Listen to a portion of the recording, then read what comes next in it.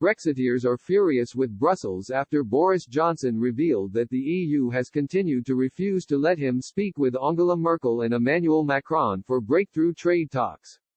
Brexiteers exploded in outrage amid news that European Commission boss Ursula von der Leyen again refused to let Boris Johnson speak privately Angela Merkel and Emmanuel Macron. Earlier this week, the Prime Minister said he would go to Paris and Berlin as well as Brussels to try and get this home and get a deal. He reiterated this today following his highly anticipated call with the European Commission President, in which they agreed to go the extra mile to find a deal. Following the call, Mr. Johnson told the press, "The UK certainly won't be walking away from the talks.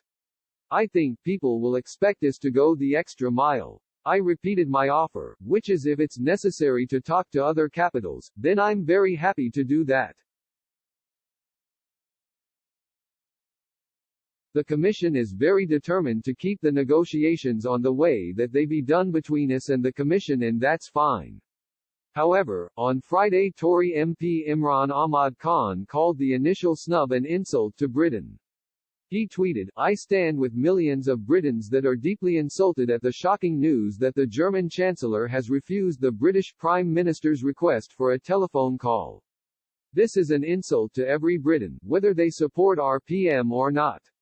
Have our EU friends no regard or respect for the UK and our nation's sacrifices that permit them to live in freedom and prosperity today, safely away from the shadow of totalitarianism? The EU's contemptuous treatment of the UK makes it clear there cannot be a deal until it accepts the UK as a sovereign equal and awards us the respect and regard we merit." Reacting to this tweet, former Brexit Party MEP Anne Widdecombe told Unlocked, "Why should we be surprised? The EU has been insulting us for a very, very long time. It has refused to take our departures seriously and refused to recognize our sovereignty. The EU has openly laughed at us all the way through negotiations. The EU has insulted us right for the start."